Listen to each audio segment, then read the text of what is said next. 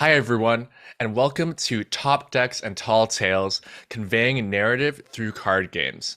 Today, we're going to be talking about card games that bring really intriguing and fascinating narratives and shuffle those into the game design. We have some really expert panelists today from iconic card games such as Inscription, Reigns, Monster Train, as well as a brand new game that I've been playing and really enjoying, Four Tales, and a game that I've been following the development of really closely in the Spirit Lift. So, how about before we get started, I'll give everyone a chance to introduce themselves. Let's start with Alain. Hello, so yeah, I'm Alain. I'm creative director at Alchemy, a small studio, a small French indie studio. Fortales is our third game. It's been out for just a week now, and the reception is quite good so far. It's a weird mix of narrative game and card game, and I guess we will have time to talk a bit more about that. So hello, I'm François. François, so I'm the designer, writer, developer of Reigns and the following games. So Reigns of Majesty, Reigns Game of Thrones, Reigns Beyond, and also the last one, Reigns Three Kingdoms, we're working on at the moment. And I'm also the writer of Card Shark, which was released earlier this year. Yeah, I'm working at Nerion Studio. Yeah.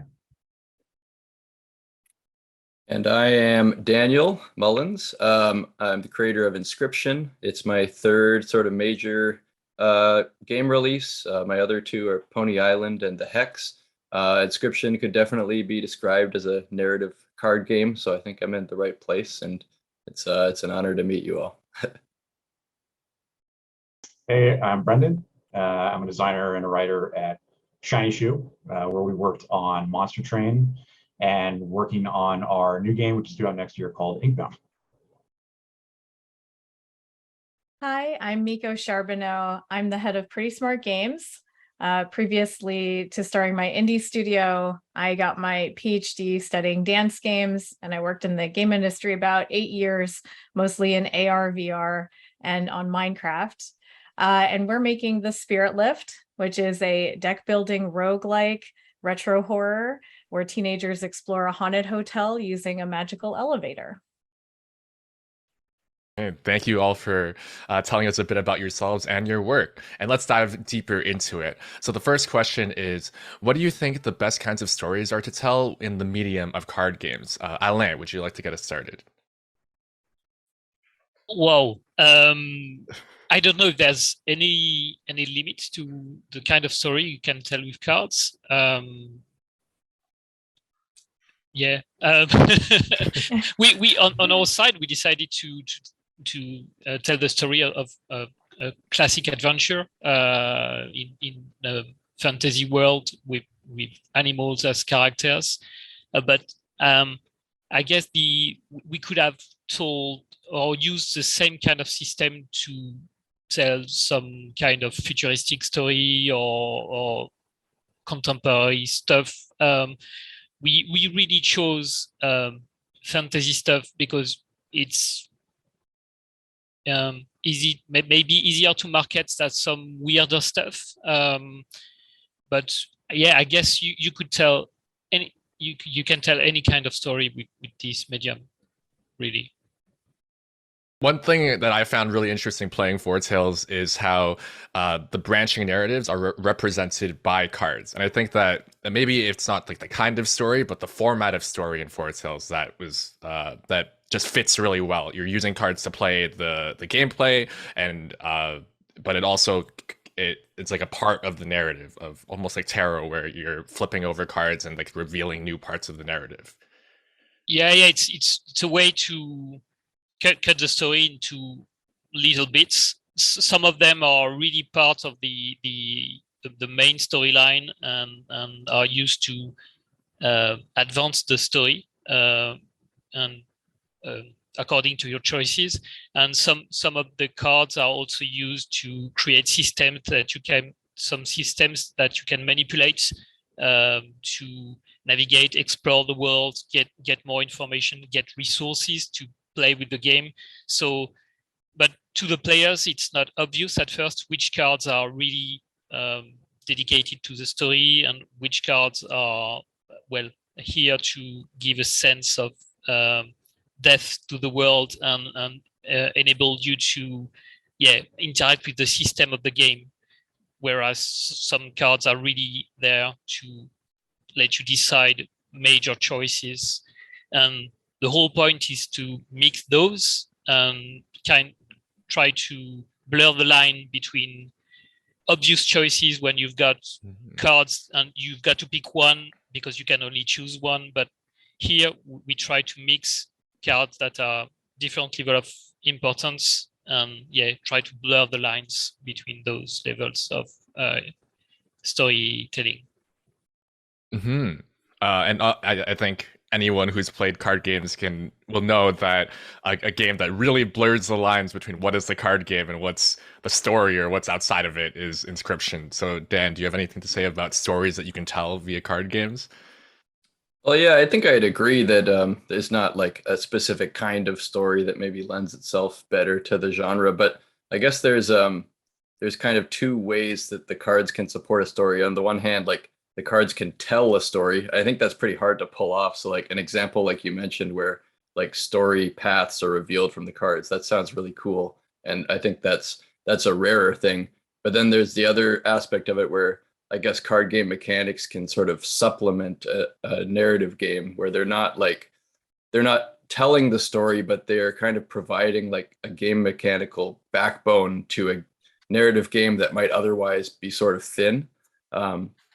So I think those are two different ways to go. And I think a lot of these games probably do both of those things. Like, I mean, for my game, it's not like you need to see every card game play out to understand the story of the game. It is kind of happening parallel to the card game, but then there are some moments where the cards themselves are an integral part of it. So yeah, those are just some thoughts I had, but I generally the sentiment I agree with, that it's kind of, you could tell any story you want and somehow incorporate cards into it. Francois, you did. Yeah, I think there's a very interesting things about cards. It's like everyone plays cards, they know cards, like they physically have this very strong understanding of what a card game is, and that has two interesting consequences for designers. It's like if you set the type of game as a card game, they will be surprised when they get more than just a card game, you know, more than a solitaire or patience kind of game. And if you bring them, and at some point, the card game, like in Dan's game, when the card starts to talk to you, or when things happen that they didn't expect, like we try to do in Ranks too, it's like at this point it becomes much more than just a card game, and the surprise is positive, and that's a very good feeling for a player to have this sort of discovery that a game they expected to be just a card game, and actually something that has a lot of depth to it, if you want.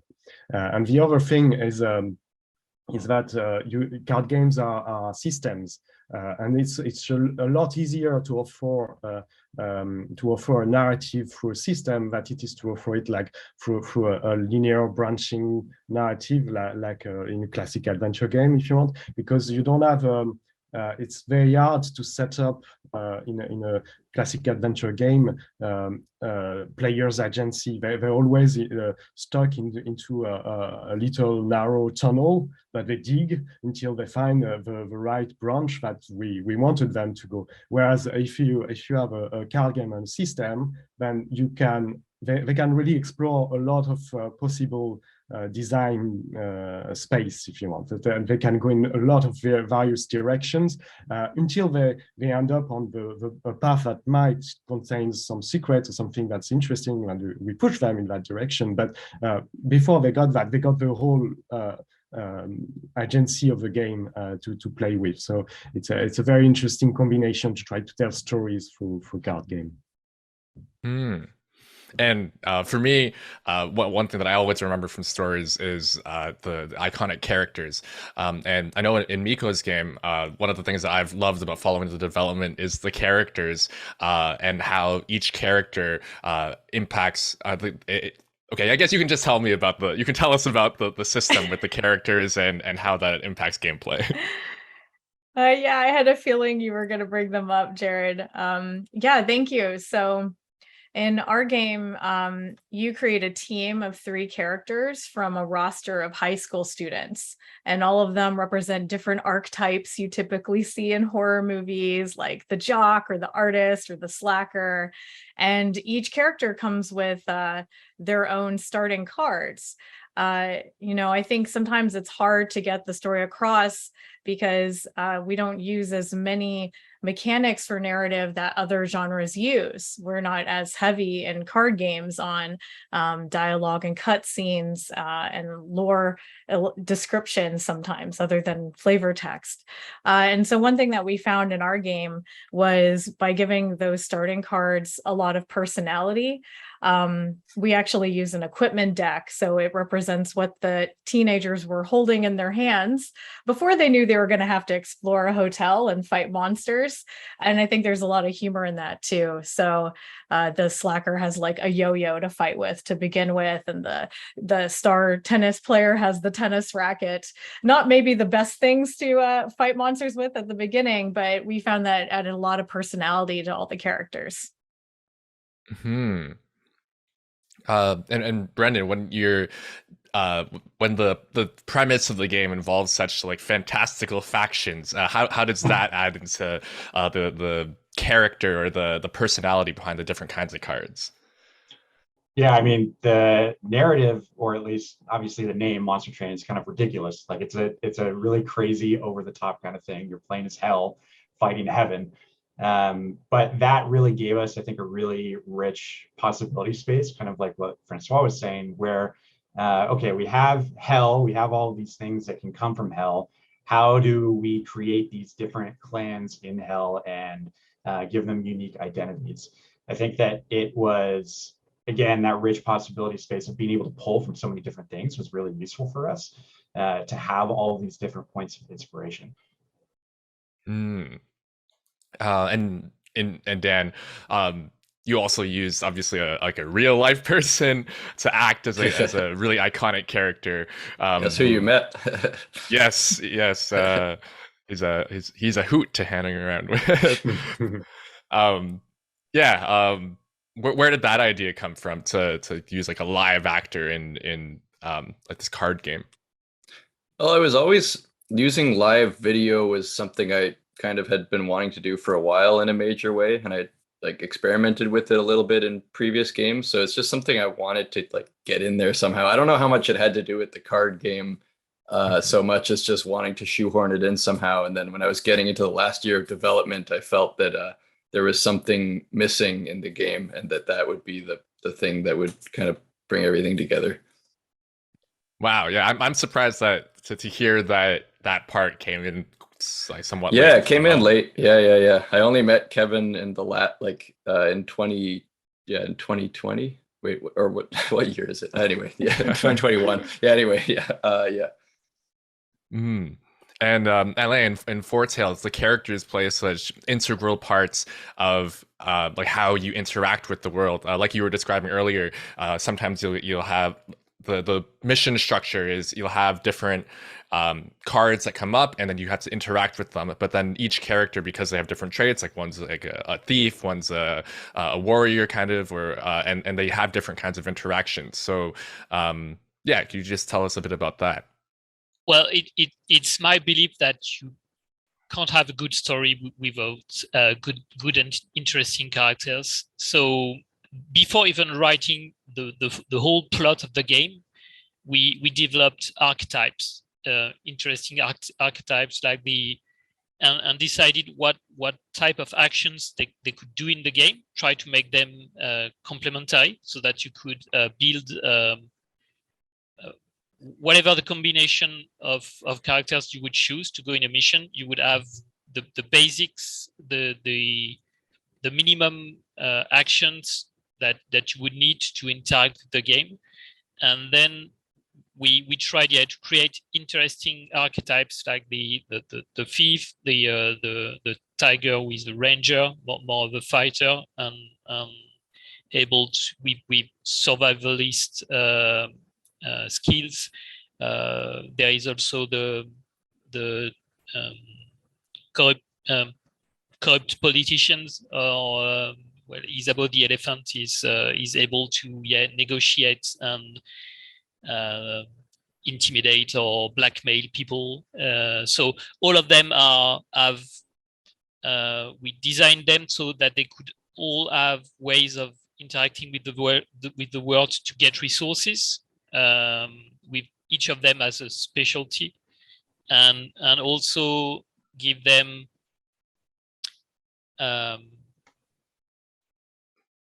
conflicting or similar goal or personalities, so that they could interact and react to your decisions along the story, so that they would agree with you if you do something, or tell you that they disagree when you make some other choice. And we try to make a various cast of characters, so that whatever you do in the game, you will have characters agreeing with you, some other characters being maybe more doubtful of the choice you just made.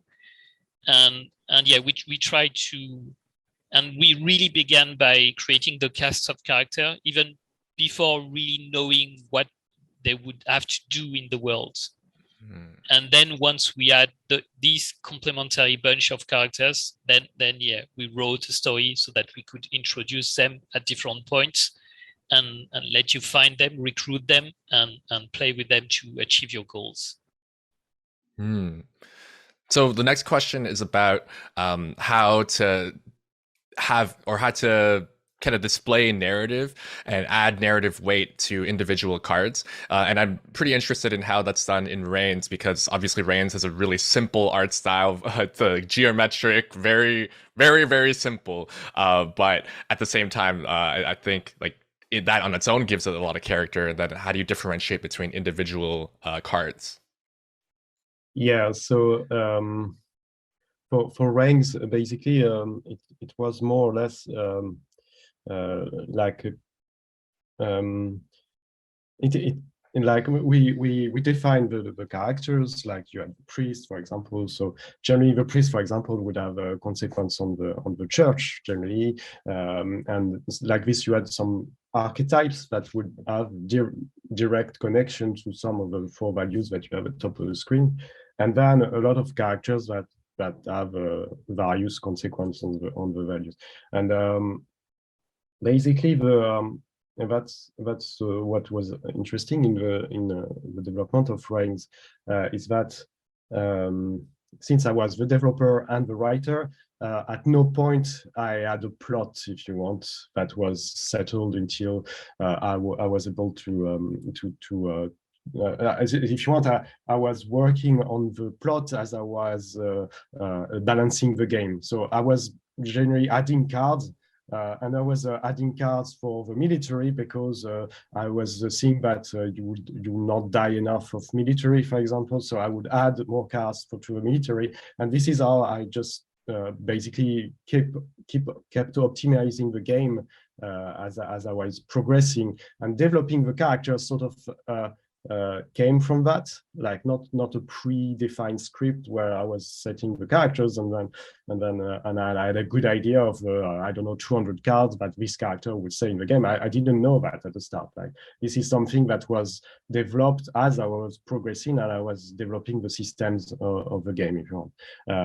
And basically the whole development of Reigns was that process, including like the a bit like for Dan, it's like the overall arc of the story that came like very late, like it was the last 3 months of development, or over 9 months. So it was like during the last part that you had this story that was spanning over multiple reigns, that was the overall arc of the backbone of the game, if you want. That didn't happen until very late in the development, like when you meet the devil and so on. Yeah. And Brendan, obviously Monster Train's like a really stylish game. Yeah, could you tell us something about the design of each individual card, and how they are unique and distinct from each other? Yeah, I think that the narrative weight in conveying that, especially in our game, which is so narrative light, like really the plot of the game is you go and restore hell, and that's it. Like the plot is super basic. I think that we found pretty quickly that we took this kind of Dark Souls approach to things, where you're kind of late to the party. So much of the world has already been established, and the story has already happened, that using cards and the different mechanics that we had was really how we would try to convey that weight. So we have cards called champions, which are like your planeswalkers in Magic the Gathering.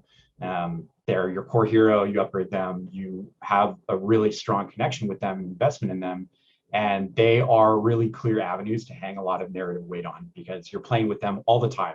So after a certain point, you start to think of who is this person, and that becomes a little bit of an avenue for people to get invested in the story, especially when our story is so under the surface. There's names, and like you said, it is a very stylish game. There's a lot going on, but ostensibly there's not a whole lot going on besides you being on this huge train that has 3 stories for some reason, and it's going down a rail, and like, what the hell is going on? So trying to find both using mechanics and then names of things to be referencing concepts that are coming up often. So we have a character called Herzl, who doesn't show up as a specific character, but we reference a lot because of his importance to the world. So having that show up in different names of things and referencing it so that you get people kind of curious about what that concept might be was our way of doing that.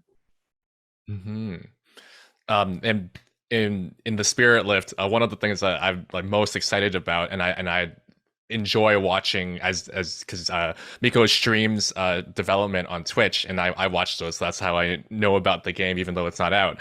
But I love to see the care that you put into the card art to make sure that because these are teenagers in a specific time period, in a specific year, and also a modern year that we are all unless you weren't around then, but we were all around then, that we're familiar with. So like the objects that they have and the clothes that they're wearing, those are all like accurate to that year, that time period. And I think that's really cool. It adds a lot of narrative weight. Yeah, thank you. It takes place in the 1990s, which I think hopefully everyone here is a little nostalgic for. And we did a lot of research remembering the fashion trends and the makeup trends of the 1990s, which has not always been as glamorous as memory might serve. For the cards themselves, yeah, we try to think like, well, they have, cameras or camcorders, but they have to be like from that time period. So we had to go look up like, I think one of the most iconic camcorders is probably from Blair Witch Project, right? Like that was one of those first found footage movies everyone found out about. And for us, since it's an equipment deck, we really wanted to tie like the gameplay to the type of equipment it is. So that's been a lot of fun and I think really rewarding. We want people to think like when they read what the gameplay description is for a card, yeah, that totally makes sense why that card does that. So, we think about like, oh, the jock would probably carry a water bottle around. What would that do in a battle? Maybe that's something where like every time she defeats an enemy, she like stops to take a swig of water and like rejuvenates herself some way. And that's kind of how we're tying the narrative in through this equipment and making you feel like you're imagining, it's all kind of a metaphor, right? You're looking at cards, but you're imagining these things are happening and they're like fully being animated in your brain somehow. And that's how we want the players to feel about like they're imagining the action that's not physically being seen. I think Vortales has done that really, really well. things like I was saying before, the rogue, one of the cards that you have is like pickpocket, and you can use it in a battle that you can pickpocket an item from an enemy, but you can also use it in the and like when you're not in a battle to interact with a person and pickpocket an item from them, and that like adds to who the characters are because they can do certain actions, along with giving them different uses in gameplay. Alan, would you like to say more about that?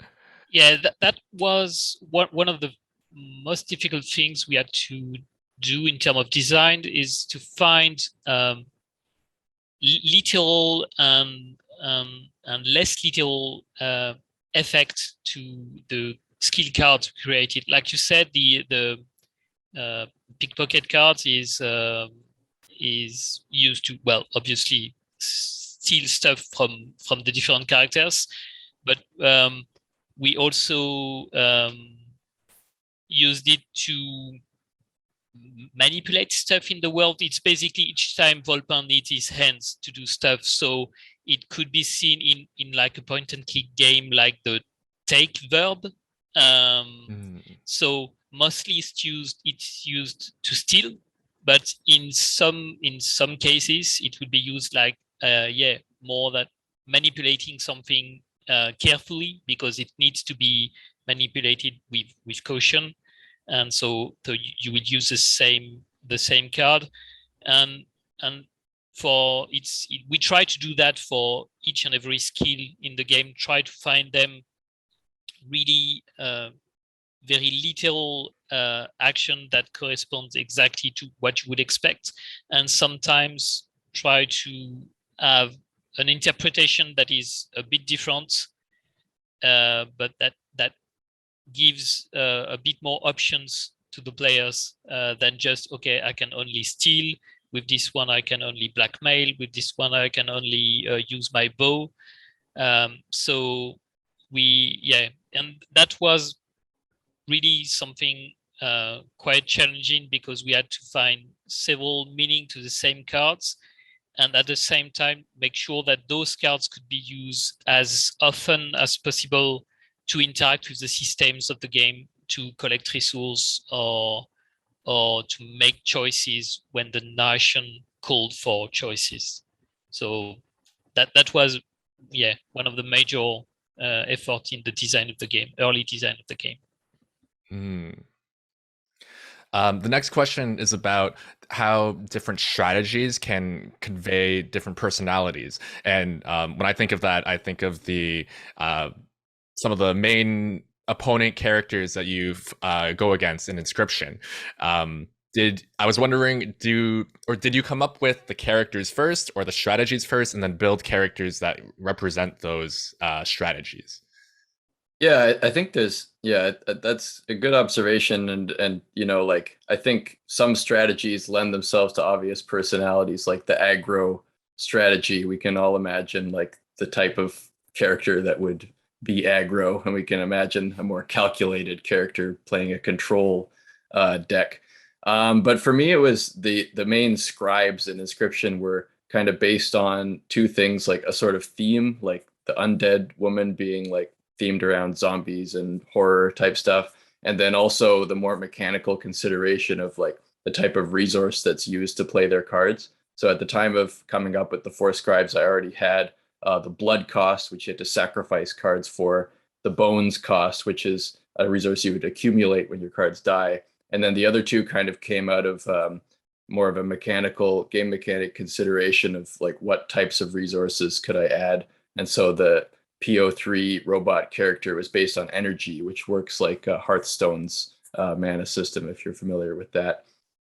But I did try to kind of pin those gameplay archetypes on the scribes a little bit. Like I did want the robot character to be the calculating control player that we might be familiar with if we've played Magic or those kinds of games. And I did want the Leshy character, the one that you encounter in part 1, to be more like the aggro player, although he's a little bit more sophisticated than maybe the average aggro player.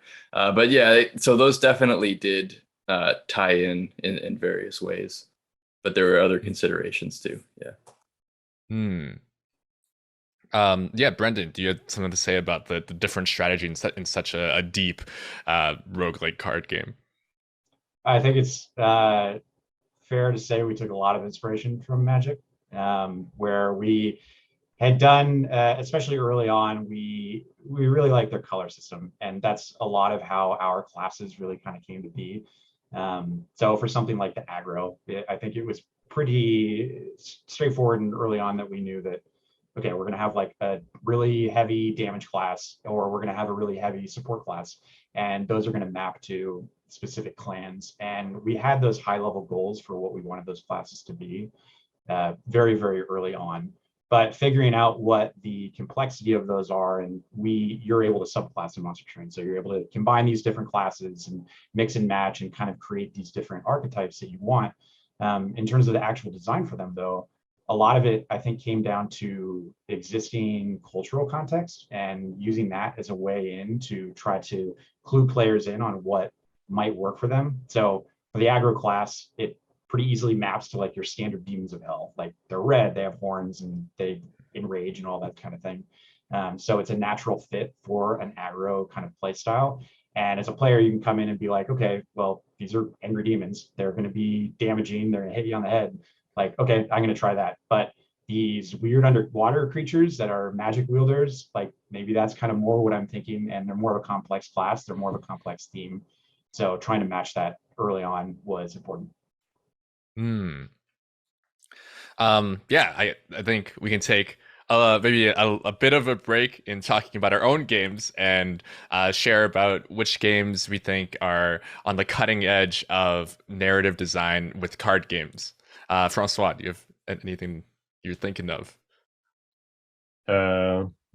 Apart from Inscription, no, Monster Train. Yes, I think you got a very good selection here, I must say. It's quite amazing to have everyone around. Uh-oh. For me, the most advanced like card games saying something else than just cards. So I think that's very good. Oh, sorry, yeah. Francois, you cut out for a second there. So sorry, yeah, it's mute. So yeah, no, I was saying, yeah, it's good to have this panel because I think it's represent a very, very interesting selection of games, and they're very in advance on all the questions of what you can do with cards, the crazy things you can do with cards. So that's great. I don't know. Apart from yeah, that's my answer. we got the whole gang here already. Miko, anything that you're thinking of? Yeah. Pick me, Jared. I mean, I agree with that. I'm really excited to be here, and I'm super inspired by all of these the games that are represented here, which I've played for hundreds of hours in some cases. But I did want to do a shout out for a game that's not here, Signs of the Sojourner. I don't know if anyone's played it, but it's really cool. The cards have little shapes on the sides, and you alternate with another character, and you're building a conversation. So the little shapes represent the tone of voice that you use. And I thought it works so well with the narrative because you start off kind of naive, and the only cards that you have are very like open-minded and very like collaborative. But as you explore more of the world, you have to take on cards that are a bit more direct and aggressive, or a bit more creative and abstract, which means when you go back to your hometown, you can't really relate to your best friend or the people that live there as well because you're speaking differently.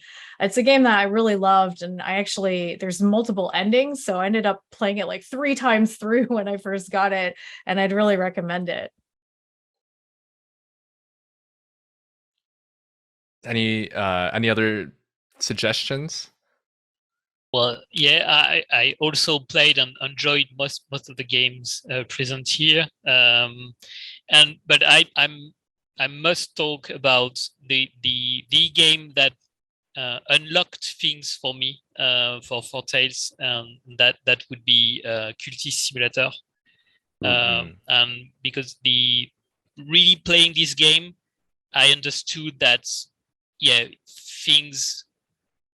there were things to be done with the narrative genre and card games. It's a special game. It's a bit weird sometimes. It's voluntarily cryptic, but I really enjoyed it, and I really when I was not stuck in the mechanical part of the game, I was really enjoying how the game would distribute those small pieces of stories, and that really what led me to think that I really wanted to do something like that. Maybe not so cryptic, maybe something more welcoming for more kinds of players. But yeah, I really must say how much it influenced me and led me and unlocked so many things in my head. Maybe if I had played Inscription earlier, it would have helped too. Because obviously that there was also ideas in Inscription where I was, damn, if I played that before, I would have been able to incorporate some of those great ideas into Fall Tales, but it was a bit late in the design process. But yeah, definitely Cultist Simulator helped me a lot. Yeah, you really Dan, wanted to. Sorry. Yeah, sorry, go. Is that when you saw the idea of using the files on your computer as cards, you were like, "Damn, I should have done that." No, I don't think anyone else wants to do that. But I was gonna plug one game that I haven't actually played because Miko mentioned Signs of the Sojourner, and there's this game from a fellow Vancouver developer called I Was a Teenage Exocolonist. And I haven't played it yet, but I'm very intrigued, and I've heard a lot of good things. And it seems to be like using Signs of the Sojourner as sort of a starting point, but it seems to go like even further. And I don't know. I wanted to recommend it because it seems like if I had played it, I probably would have been recommending it, but I haven't. But I still think it fits into this discussion very well. I have to play it now. That sounds so good. Yeah. Since we were talking about games that we enjoy, games that inspire us, that we take influences from, Francois, what's a game that you took inspiration from for the original development of Reigns, or the future Reigns games as well? So, well, we were definitely influenced by Tinder, but that's not really a game. I think I don't know if there was like a real influence to Reigns. We sort of wanted to make started as a management simulation, so a bit like let's do a very, very simple kind of Game of Thrones kind of game where you're the king taking decisions and stuff, and builds your kingdoms. But it's the fact that it became a narrative game and a funny game too. That was basically the when we were playing, we were like, this is very silly because you're swiping and then it makes decisions, and then you die because you have too much people or something, and so that's very silly as a thing, you know, and you send people to their death like it with a flick of your thumb, and so this came from the accidental design influence. Like we sort of started to make the writing the center of the game when we discovered that it was actually a funny mechanic, if you want. So there's no real inspiration like a game that was the inspiration for Reigns. Not really. What about for you, Dan, with Inscription? I would say Magic: The Gathering was probably number one on the list in terms. I mean, so much of it, like just inspiration for individual card abilities that work in Magic, and then kind of porting them over to Inscription and seeing how they work there. And then I also strangely, not the game itself, but the culture surrounding it. Like I've played a lot of Magic in person at like tournaments or like in like comic book stores and stuff. And so I drew from my experiences with certain personality archetypes that I've encountered and tried to put them into the scribe characters. I think anyone who's played a lot of Magic in person in these kinds of events will see things in the PO3 character that they recognize. So that was one kind of strange inspiration that I took. Hmm. Yeah, Brendan, would do you have anything to say about that as well, about taking inspiration from going to live Magic events or meeting people in the community? I mean, we took a lot of inspiration from Magic, definitely for a lot of the mechanics, and trying to distill that down into something that was a bit more accessible, I think, up front, at least as a way to introduce it to people, those mechanics that are just like so fantastic and such a strong foundation. Narratively, though, I think we took a lot more inspiration in terms of how the narrative worked from games like Dark Souls, where again, narrative is not really in your face. A lot of it is so much in the background, but trying to convey that there was a little bit more under the surface and under this kind of wacky, crazy concept, that there is more kind of human stories to be told underneath that. We took inspiration there of trying to figure out how do you give out pieces of information in ways that are going to unlock entire other access pieces of information. So if I have this giant map of all of the world and the lore and have it sectioned into the common cards are going to give out this very basic piece of information, but this very rare card is going to make sense and connect all the different pieces that is then going to tie back to another piece. So it just becomes this kind of giant puzzle box almost, where you are missing this single piece of information, but once you have it, it's going to make sense everywhere else. Hmm. Yeah, that sounds like a lot of how I think the Reigns games, like the deck is built. That you get a card and then that unlocks, and then like it literally shows these other cards being added to the possible deck of what can happen in the story from then on. Right, Francois? Yeah, yeah. It was with some sort of idea. Yeah, we except in Reigns, it's more like it's a bit of fake effect. Like I trigger the animation of the cards being piled up, but I don't actually add any cards. Just I say when you unlock this card, you should show this animation, because it indeed it open you meet a new character, but it's just the fact that you meet this new character that is like triggers new cards, but it's not like it's not actually physically. I don't add cards to the system. Just you meet a new character, and But you do have new opens up cards stories. unlocked, right, from then on? Yeah, exactly. Yeah. In some way, it's real, but it's also a bit fake. Like, Spoken like a true developer there. Yeah. And yeah, Alan, like that's like the core of how Four Tails works, right? Like you have to like certain cards can interact with certain other cards, and that and it literally tells you that this has a story impact, which is very helpful because like managing the number of cards you have left is very important in the game. Yeah, we that's actually an influence from another game, but that has nothing to do with narrative game. I learned a lot playing Into the Breach. And playing this game, I learned that it's never a bad thing to tell everything that you can to the players and let them do informed choices instead of trying to hide a lot of stuff. So in Four Tails, we make the choice pretty early on that, except for a few rare stuff, we would tell in advance to the players what would happen if they combine two cards. Because like you said, there are many combinations of cards in the game.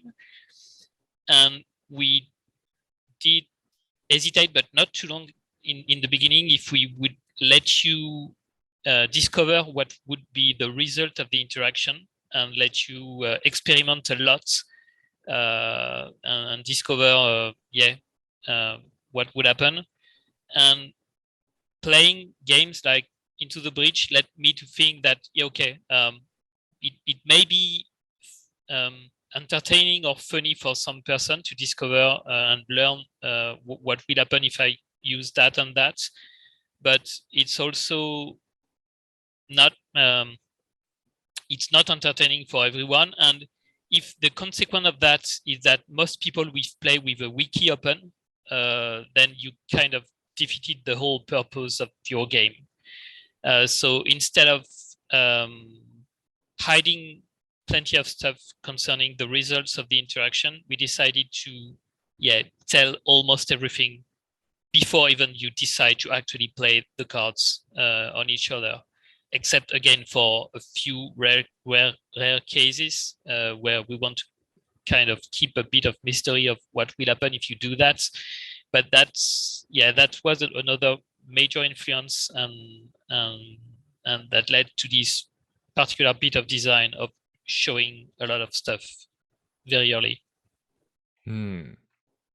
Miko, yeah, would you have something to say as well? About inspiration, right? Yeah. You know, I think like gameplay wise, of course, we're also very heavily inspired by Magic, by Slay the Spire, by Monster Trade, like all the games I played for hundreds of hours. But I think theme wise, we mostly pull from horror movies. I am obsessed with horror movies. I love found footage. Definitely loved the FMV footage from Inscription. I'm so excited to see that happening. And I like to think we're putting in things that horror fans will recognize as homages or hints at famous horror movies or famous archetypes. Of course, with the hotel game, you got to put a couple things in about The Shining and 1408, which I think is underrated, but a very cool hotel story. And as you mentioned, we also get excited about the 90s. So there's a few 90s toys I haven't quite found a use for yet, like the digital pet keychain and the Magic 8 Ball, but I'm still holding out hope we're gonna figure out how to get them in the game. I always think of the first person perspective, since you have a horror card game, which is we got two of them here, but in general they're not very common. But yeah, like that first person perspective, I think it makes it a lot. It adds a lot. Yeah, do you have anything to say about that as well, Miko?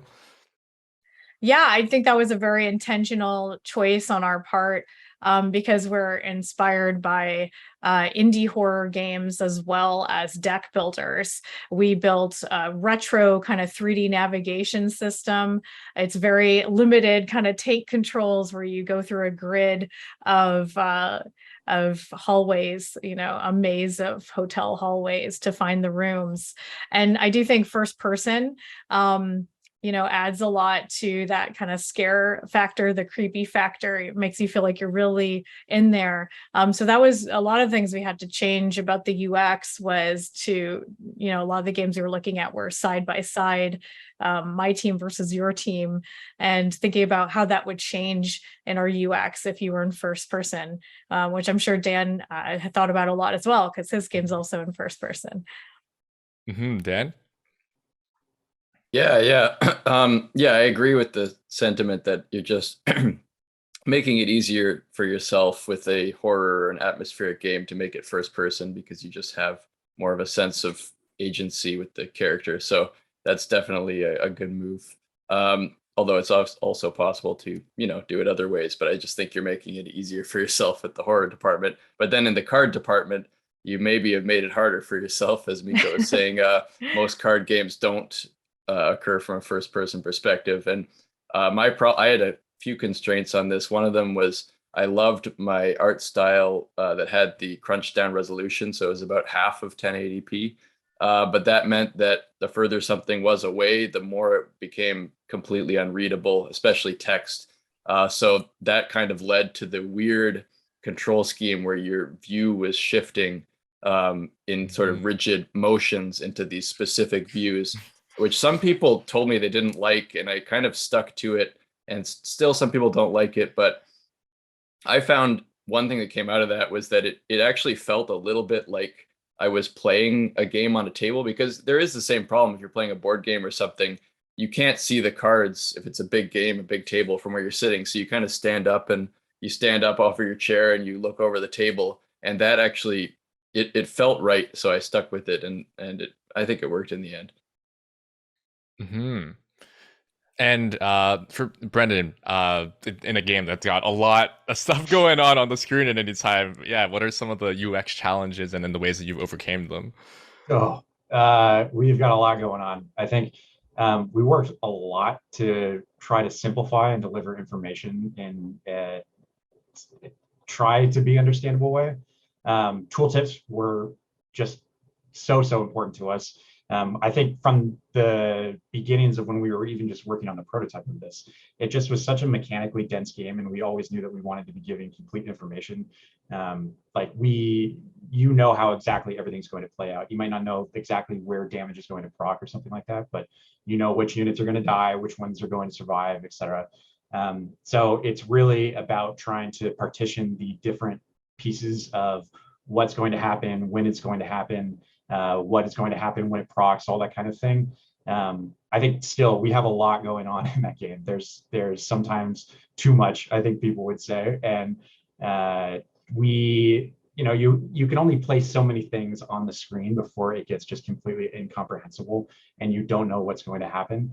And at that point, you just kind of have to let go a little bit and bring it back to basics of saying, like, okay, the individual status effect for this one unit out of 20 that you've got on the board is not going to matter so much in the grand scheme. You can try to make UX improvements of, like, you're going to expand the view a little bit and try to mouse over and try to make things a little bit more accessible.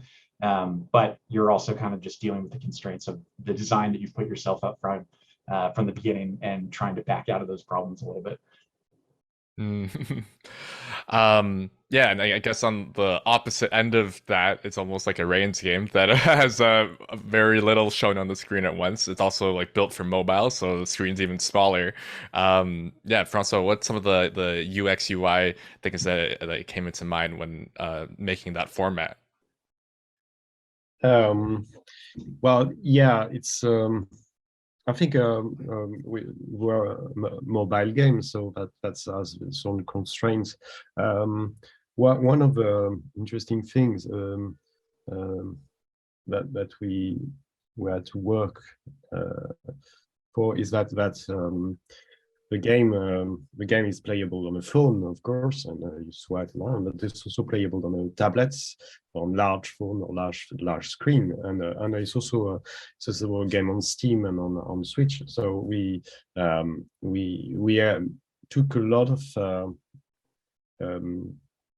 of time to think about a very unimportant detail, but quite important actually, is the background, that and how you show for people who have a large screen, how you show things around the layout of the game, which we can't really change, and we didn't want to change the fact that it's a single column and you got all the information, so it's pretty simple.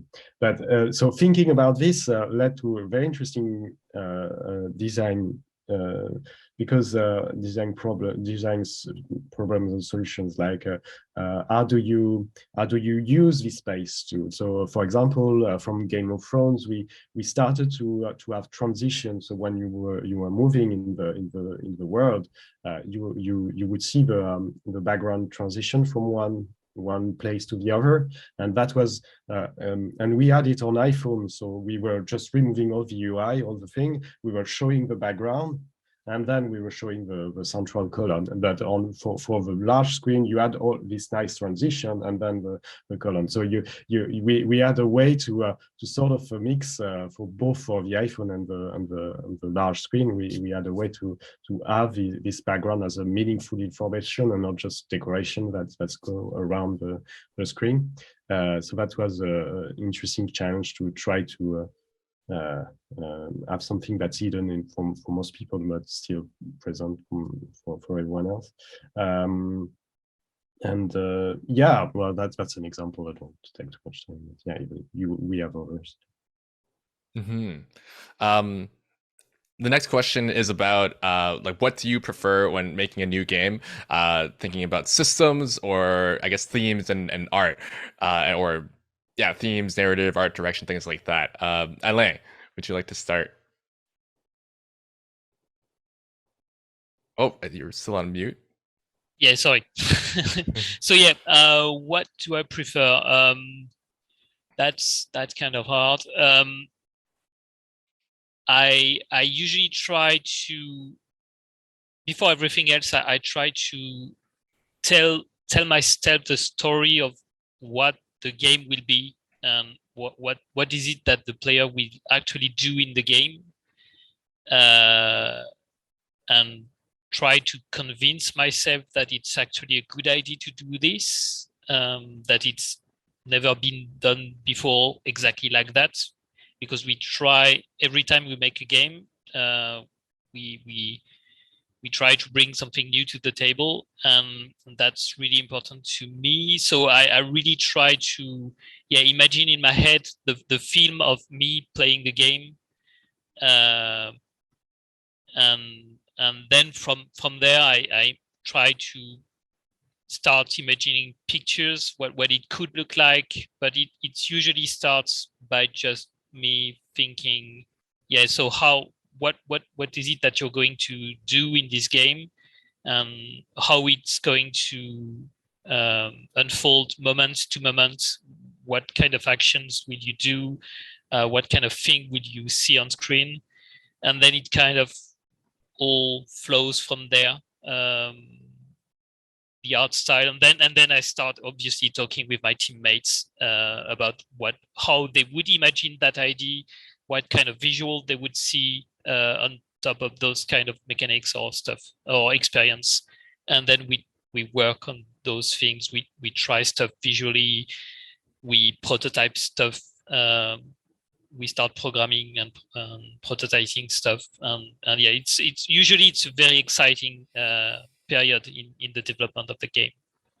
Mm-hmm. Miko?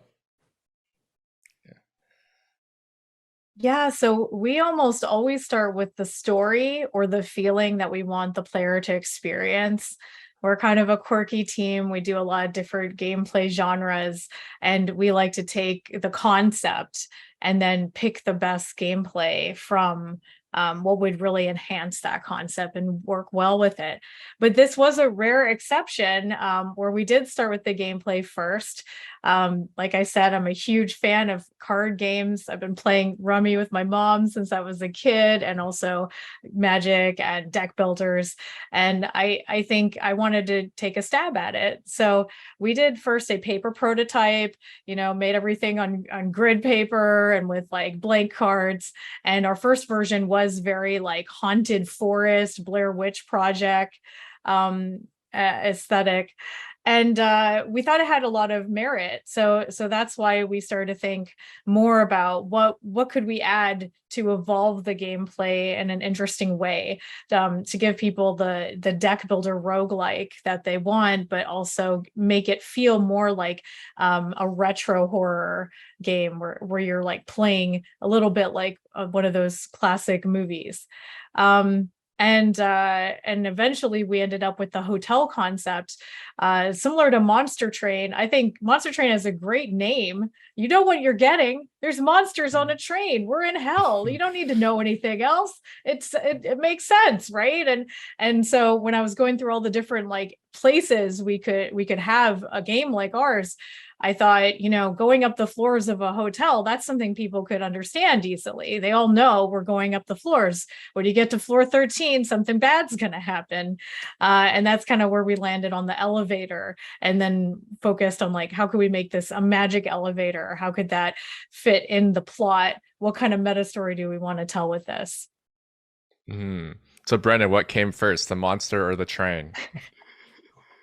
Well, first I gotta say, Miko, I'm glad that you like the name of the game. I think a lot of people had some fair issues with it of like, what does this mean? Like, how does this apply to a deck building game? But we started, I think, with a little bit of both, but really, I think gameplay was our first really, really core focus. We had a paper prototype as well, but we also had this really high level theme idea of nothing even to do with monsters or hell or any of that. We just knew that we wanted to play the other side. And I think the paper prototype was more along the lines of, you are you are in charge of this dungeon and you're trying to fatten up these heroes basically, and then like fatten them up for the slaughter basically. And I think as the gameplay kind of evolved to be what it is now, at some point it was real time. It became then this tower defense thing. Then we're like, let's have the train have multiple floors because why not?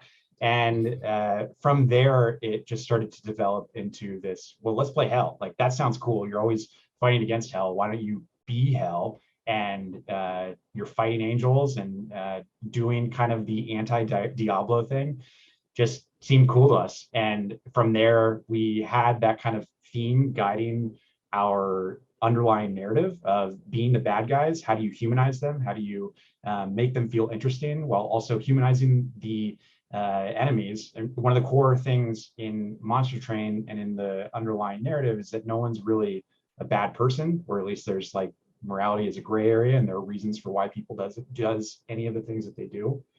And trying to convey that in this wacky concept was really just kind of inherent from the start. And Francois, what about you? At the start of games, I think there are multiple things. Like, there's not a single inceptions method for games.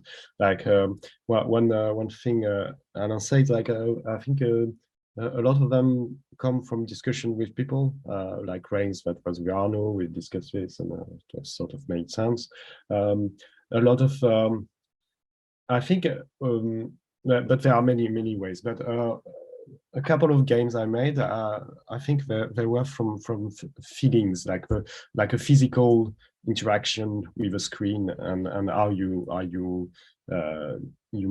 play around that. Like for Reigns is an example because it's the swipe, and so that's very physical action that's not really used in games. So that was interesting.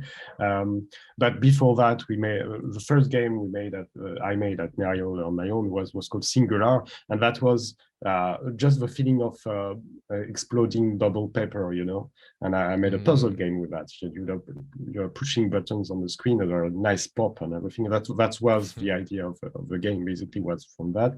But there are many ways that games get their inception, like Devouring Stars, the game we made after Singular. It was basically me learning Unity basically, and doing particles in Unity, and I was messing with making my own particle system, and then at some point, that could make a strategy game. So I tried with stars, you know, because it's nice, you know, and blurry. But so that's where things come from. So there's no single method, I would say. And lastly, Dan. Yeah, well, Inscription started as a 48-hour game jam, and so, but I think that kind of reflects the way I like to start games anyway. I started one recently after kind of wrapping up the Inscription ports and whatnot, which is just like a sort of vertical slice that gives the feeling of the game, that might convey the mood of the game and have some of the basic mechanics, and that would include everything from like near final looking art, audio if possible, though that usually comes a bit later, and just like I think the vertical slice method is what I like to do, and just it gives me a sense of the identity of the game early on, like what is it and what is it going to look like in the end roughly, and then build it out from there, kind of. Yeah, and thank you for this final question. I'd like to ask about what is something that you would tell someone who wants to work on a card game, who wants to like make their own card game. I know that's not the question that's on the list here, but I think this is a more fun question, so I wanted to ask it. Miko. Okay, so what would it tell someone who wants to make a card game? I think that's great. Like, I think cards are very flexible as a mechanic. I think you should play lots of card games. You should know like what's the subgenre of card game that you're interested in. Are the cards more of they are present but they are not the actual mechanic? Are they there to help you tell the story? Are they there to be what the player uses for strategy? And I think card game players, the experts, the passionate fans of card games, they really know the other card games that they like. So being knowledgeable about the vocabulary, even if you're going to change the vocabulary, I think is really important. Know the kinds of status effects and strategies that they might expect. But have fun with it. I definitely want to see more types of themes explored and more interesting ways that people will use cards. Brendan? I'd say to try to get a version of your game in front of people as quickly as possible. I think this is true of any kind of game, not just card games, but playtesting is so important. And especially to have something so early on that you're kind of holding yourself accountable to be putting yourself on the line, that this is your thing as early as possible, but also as rough as possible, that you feel comfortable conveying both the narrative and the mechanics and all these different things so that people can start to give you feedback. Because as we all know here, you just look at this thing forever and you are kind of blind to a lot of these things oftentimes until you have someone else tell you this. So playtesting all the way. Alain? I'd say that given the variety of things done by the games of the panel, my recommendation would be to keep pushing the limits of what is done with card games. I think that there are many things that can be done with card games, and I don't think that we've explored that there is yet a lot of undiscovered territory here. So yeah, I would recommend to try to go wild and maybe emulate some stuff that works and that can be used and facilitate the first step of the creation of the game. But I think that there are many things that can be done with card games that haven't been done yet. Francois? I don't know. I would say copy inscription, maybe. Apart from that, no. I think yeah, the idea that you need to balance and get feedback and test and think about how you insert that in your development, in your iterations, and as early as possible. That's very key, especially for card games, because balancing is like at the center of this. Yeah, apart from that, yeah, no, I agree with Alain. Like, I think there's a lot of doors to open in this sort of field. I don't know, and the fact that it's cards, that there's a lot of things we can do with it, and I'm looking forward to playing these games. Yeah. And finally, Daniel? Yeah, I'd echo what Alain was saying about trying to push the limits a little bit. I think I'm guilty of this, and maybe some of us are, of we always want our card games to be about combat and fighting, and that's understandable because it's cool, and the games we like do that. Like Magic is simulating some wizard battle, and Hearthstone is like World of Warcraft characters killing each other for some reason. But like their cards are very representative, and they could represent anything. So why don't we try? I don't know. Like, well, there's a physical card game called Fog of Love where you play through a romantic relationship from beginning to end, and that's really innovative. So maybe I'd recommend, to stand out, even if for anything else, just to take let's get the cards representing something more interesting, maybe. Yeah. Not that I don't like battle games, because I made one and everyone likes that, but yeah, that's just my Yeah. Well, once again, thank you all for being here. And to close off, I'll just go through everyone, and you can tell us where they can find you, where they can find your game. We'll start with Alain. So our game For Tales is available on Steam, GOG, and Epic Game Store. It's also out on Switch. And yeah, that's pretty much it. just came out a few days last week. Yeah. Yeah. Yes. 6 days Go- ago. Yes. And where can they find you or your studio on maybe like social media or somewhere else? Yeah, so I have a Twitter account at Alchemy Games in one word, and from there you can find very often reference to the Twitter accounts of my teammates. So if you find me, you will find the others. Mm-hmm. Brendan? Yeah, you can find us at Shiny Shoe Games. That'll have everything on Monster Train, which is out on Steam. It's on Switch, it's on Game Pass, it's coming to mobile soon. And you can also find out about our new game, Inkbound, which is a co-op roguelike RPG, which is coming out next year and will be on Steam. Yeah, thank you. Miko? Yeah, if you want to hear more from me, I'm on Twitter as Dr. Mikachu, Dr. Mikachu, and I also am on Twitch as Dr. Mikachu. So if you want to see the real raw, sometimes tedious tasks of making the Spirit Lift every week, you can hang out with me there. If you want to wishlist the game, the Spirit Lift is on Steam as a coming soon page, and you can find all our social media at prettysmartgames.com. Francois? Yes, so we are at Nerial, so you can find us on Twitter and everything else. Our games are on Steam, on Switch, and on iOS and Android for the Rain series. So if you look for Rains, you should find it. And we got Card Shark on Steam recently. It's a good game too. Yeah, I completely forgot to talk about Card Shark this whole time. My bad. It's all right. It's You're just the community manager. Daniel?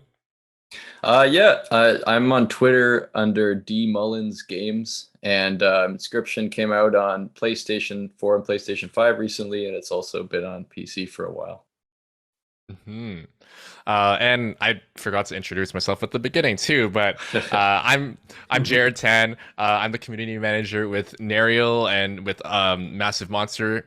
With Nerial, I was helping with Card Shark earlier this year, which is a game we didn't even talk about, but it's a game that isn't a card game, but it says card in the game in the title, and it uses cards in an interesting way. Sorry, I forgot to say that, Francois. No worries. But yeah, you should check out Card Shark on Steam and Switch. Came out earlier this year. But yes, finally, it's really been a real pleasure. Like we've all said, this is like a really top tier list of people making awesome card games, games that push the boundaries of what card games can be, that tell really interesting stories through cards. And I'm so excited and honored to have been a part of it. Thank you to everyone who helped us organize through Plan of Attack and Fellow Traveler. And thank you all for being here. Thank you for watching. And yeah, we'll see you next time and make cool card games. Thanks, everybody. Bye-bye. Thank you. Bye. Thank you.